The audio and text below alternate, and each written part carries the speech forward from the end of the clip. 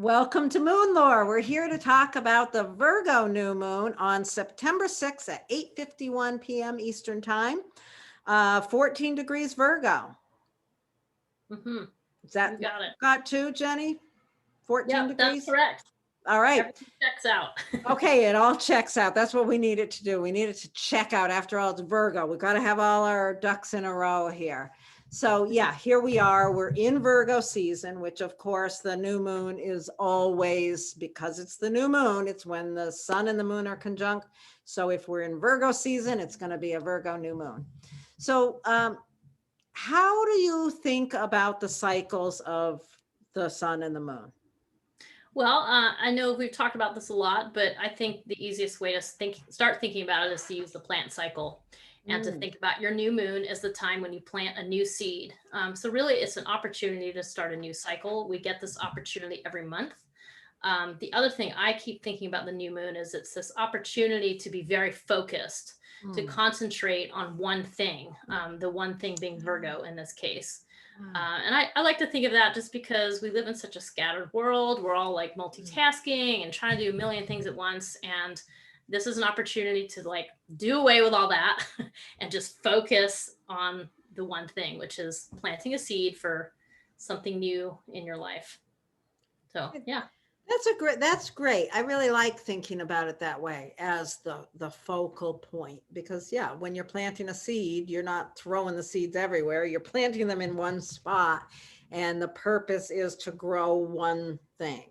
That's So right. that's a good way to think about it. Yeah, the full cycle of the lunar cycle, we start at that point of planting that seed, and in the 28-day cycle, a week from the new moon, we come to the first quarter moon, where you can think of it as a time to take action on that seed. Make sure it's well watered, make sure the sun is, nothing shading it. And then a week after that, we come to the full moon, which is, we like to think of it as a time of celebration, that you get to see what you've planted, the expression of it. And then a week after that, we come to the last quarter moon, which is a time when we start to prepare for the next cycle and let go of this one. That's the short 28-day cycle. Mm-hmm. Okay. Sounds good. Yeah. Yeah. So let's talk about Virgo. Yeah. Let's talk about Virgo. Virgo has a reputation, doesn't it? Virgo, it's really funny because Virgo, the more time goes by, I almost can say Virgo is my absolutely favorite sign, but it's definitely right up there. I really like Virgo, but it's got a bad reputation. People tend to think of Virgo as being really critical and picky and all these negative things about Virgo. What do you think of Virgo? Oh, Virgo's awesome. I mean, I think of Virgo as like the ultimate kind of helper sign where it's very much about like, hey, let's get to work. Like, you're hungry, let's make some soup, or you need help in your garden. All right, I'll go get the shovel. I mean, it's just very like it's earthy. So it's, let's do a task. I want to get my hands into it and work on something. But it's very much about the benefit of others, but it's just straightforward. It's not altruistic. It's not for any other purpose. It's just simply like, let's help somebody out. And in that sense, it has a kind of purity to it that is rare. So I really like that about it. It is opposite to the sign of Pisces, which is much bigger picture and less, less clear. But Virgo is roll up the sleeves, go and harvest the plants because people are hungry. Yeah. Exactly.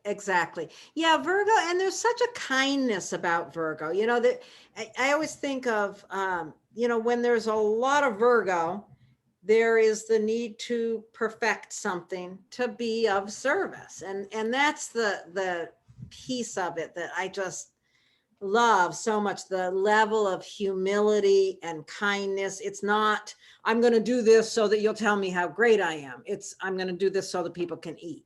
Just like you said. And there's such a kindness and such a humility to Virgo. And the other piece that's interesting is you don't hear it so much now, but when I was first studying astrology, there was always that connection between Virgo and the Virgin. And it was always sort of looked at as though there was something there was some negativity involved in that. Hmm. But really how I think of that part of Virgo now is it's not needing to be with another person, the self-sufficiency of Virgo. Oh, yeah, I like that. Yeah, Yeah. there's like, Yeah. it's not, yeah, I don't know exactly how to articulate what I'm trying to say here, but yeah, there is just something about it that is very self-sufficient, very practical, and doesn't need all that adoration that Leo needs. Yeah. Yeah. Well, you're kind of leading to the other piece that I like about Virgo, the kind of third thing, which is the craft, which is the ability to, that's where the whole perfection thing comes in. It's this idea of training hard to learn a craft. But it takes a lot of energy. It doesn't happen overnight.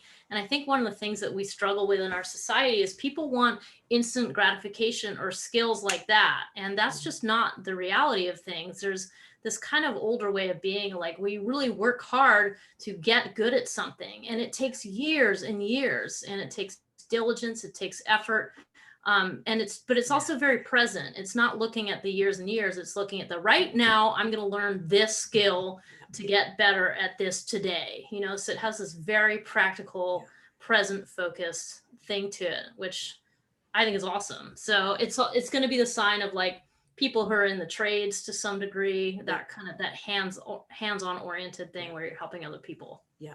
So, yeah. All right. So we've determined Virgo is an awesome sign. Now let's take a look at the chart of the new moon itself.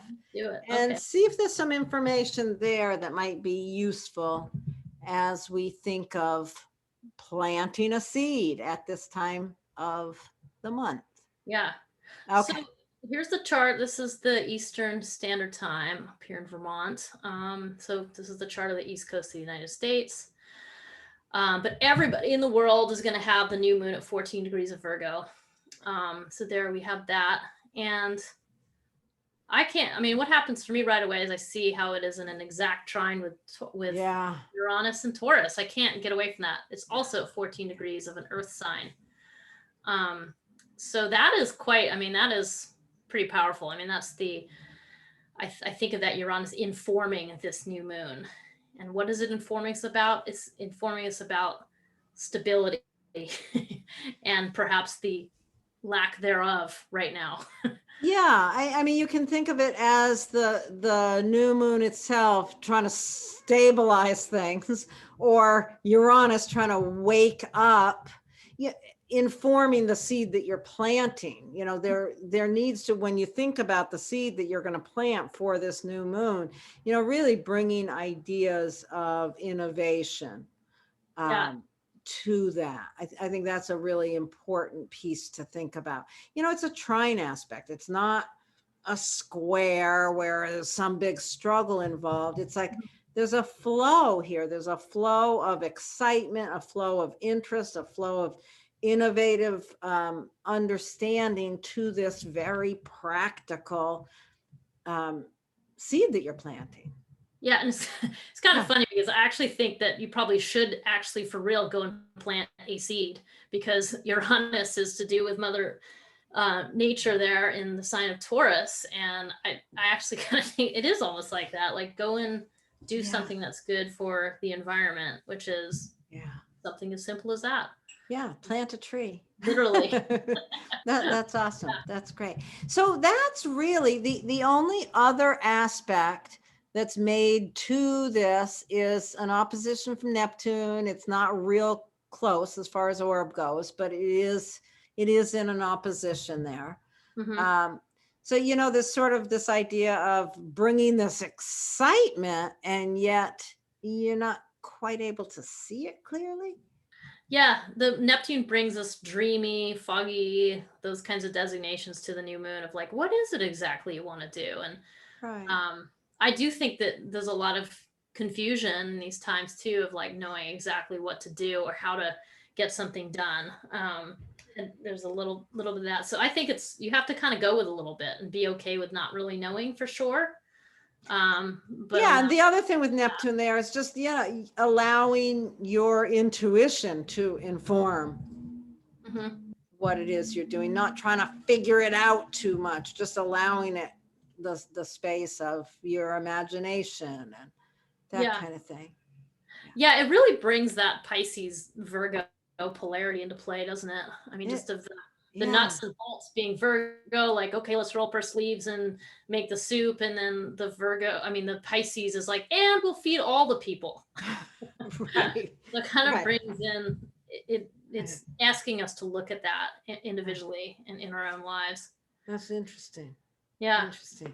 Okay, so what else do you see here that you want to bring into the conversation, Jennie? As there's some interesting stuff, but I don't know how much it has to, I'm not sure. I know, well, I guess we'll just add that there's a lot of other trines in this chart. Generally speaking, there's trines from some of the slower moving outer planets to some of the faster moving personal planets. There's a lot of trines. So there's a big flow of energy happening in this chart. And we don't usually break down every single one of these, but it is really, it's pretty cool. Like, what is going on here is just this download. It's kind of a download of, hey folks, things are shifting, and what can you do about it in your personal life, in your individual life? And with it being trines, it's like you just show up and you get it. A trine is like a gift, and these are all, the personal planets, Venus, our values, Mercury, how we think, Mars, how we take action. Pluto is pouring this intense, empowered energy into the ability to take action. Saturn is stabilizing the mind, and Jupiter is expanding the values. That's really is very interesting how those are all lined up. Yeah. Because even though we have such an earth emphasis, which earth's emphasis is going to be practical, let's get it done, let's get out the to-do list, let's check some things off the list, but you still have a very intense air emphasis in this chart, which brings it all to the realm of ideas and concepts and what can you picture, and then the earth is like, all right, so let's do it. You drew up the picture, now it's kind of like the architect draws up the plans, that's the air, and then the builder is like, okay, we got to build the structure now. What do the plans say? That's a little bit of what we're looking at. Yeah. That's so interesting. And the other thing that you noted earlier when we were talking is that this is only going to be if you're in the Eastern time zone, but there is a grand trine being formed from Uranus to the sun, moon, and to the midheaven. Yeah. So that's very specific to the East Coast. So what are we going to see? There's a lot going on in the United States right now politically, but also there's a lot of storms happening right now too. There's a lot of flooding, and there's just been a lot going on, and it's we're gonna see the remnants of Hurricane Ida. Their tropical storm Ida is coming up to the northeast. So just throwing that out there, but it's just interesting. Why is the focal point?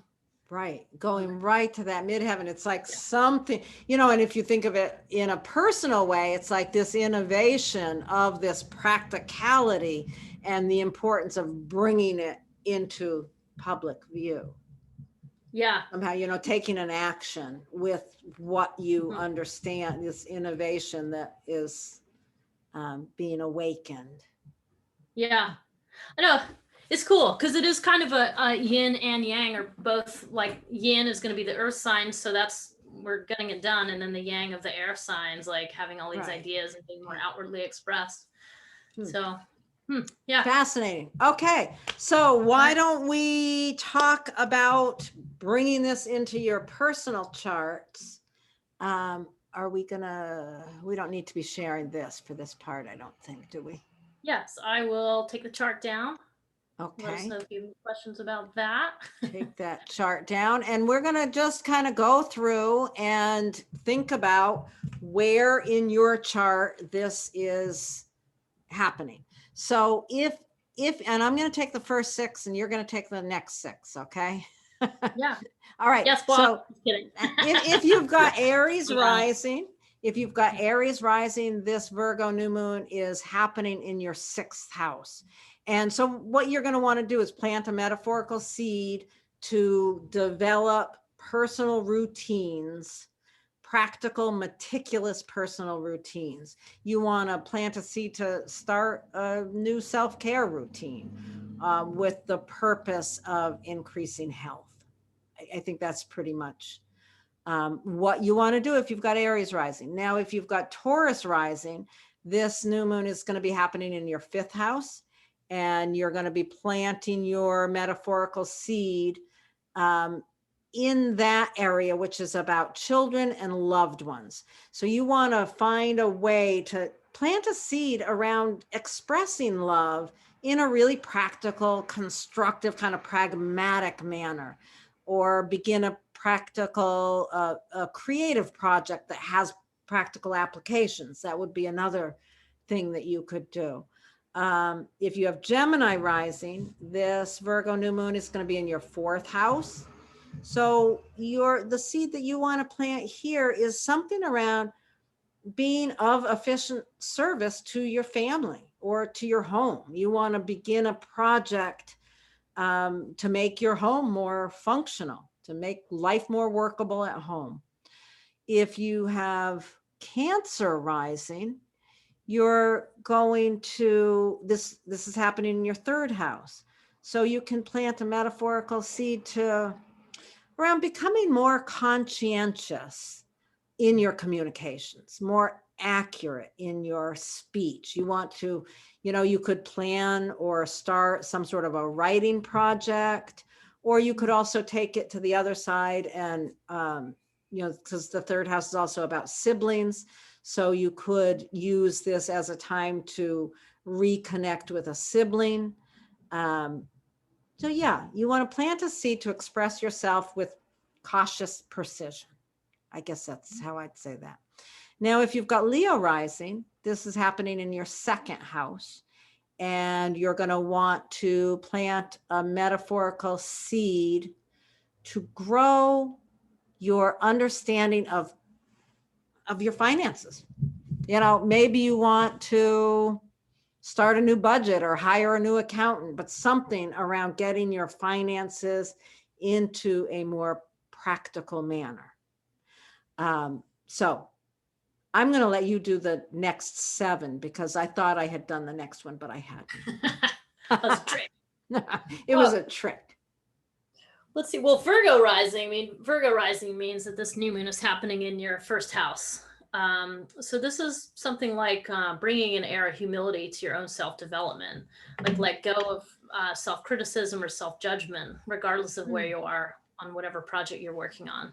So planting a seed for that. Let's see. So Libra, with Libra rising, you're going to have this Virgo new moon in your 12th house, which 12th house is always a little tricky to talk about. It's the behind the scenes house, or the house is kind of locked away from the world. And of course, I always think about developing compassion for people's suffering. So it's something about planting a seed to practice diligent mindfulness to increase your ability to have compassion for the suffering inherent in the world. It's kind of heady. So it's Scorpio rising. That's going to fall in your 11th house. So you're going to want to think about how you're impacting your community, like providing a service or an attitude change that adds to your community. And as you're doing this, you want to let the love of others in. So you're sort of offering up what you have, and you're letting other people support you and offer love back to you. So that's what you want to plant a seed for. Awesome. Yeah. So Sagittarius rising, what is that? Our 10th house. So the 10th house is your vocation and where you do your work. So I think it's a good time to plant a seed to recognize the aspects of your career that improve the world for other people. And even if you feel like you're in a profession where that's not the number one focus, there's a lot of small ways that you can bring that idea into your workplace of just helping out with other people. So that's Sagittarius. With Capricorn, Capricorn means that this is going to fall in your 9th house. So this is all about your worldview. How do you let a sense of humility inform your worldview? And how can you accept wisdom from people who are completely different from you? So it's really planting a seed to be more humble in your worldview. Wow, I like that. So yeah, let's see, what do we have left? Oh, Aquarius, can't forget Aquarius. Nope. With Aquarius, it's in the 8th house. So you're planting that Virgo seed in the 8th house. And I was thinking about something like, as people around you exhibit difficult behavior, consider what you can offer to help create an environment of acceptance. Just kind of recognizing that we all have our bullshit and you're not alone, but helping create more acceptance with that. And then finally, there's Pisces. And if you have Pisces, that means this Virgo new moon is falling in your 7th house. And this is a great time to think about building greater harmony with your partner by asking how you can help, rather than just thinking about what you need, and just come from a place of feeling really grounded. This doesn't mean forget about your needs. It just means just approach it differently and have a bit more, let's say, humbleness or openness. Yeah. So, Yeah. Find ways to be of service. Yeah. Yeah, that's awesome. Okay, well, I think we covered it. Yep. And I hope you all enjoy this new moon. This new moon, one other thing that we didn't talk about, 6 months ago, you don't happen to have that date, do you? What, the full moon? Or 6 months from now, the Virgo full moon in 6 months. So where the full expression in 6 months will happen. We didn't get that date, did we? No, but it's going to be sometime in probably February or March. March. Yeah, it'll be in early March is what it'll be. Yeah. It'll be the full moon, the Virgo full moon in early March will be, on the longer cycle. That will be when this seed that you've planted in whatever area of your life you're planting it in, that you will really be able to see how it's grown. So pay attention to these things. If you really pay attention and every new moon you do this and track it, you'll be surprised at how much you're just more aligned with how the universe is working, I guess. Yeah. Okay. All right, Jenny, I think we're done with MoonLore for this time, and we'll do another one at the full moon. Sounds good. Thank you, Laurie. Thanks, everybody. Thank you. Bye-bye.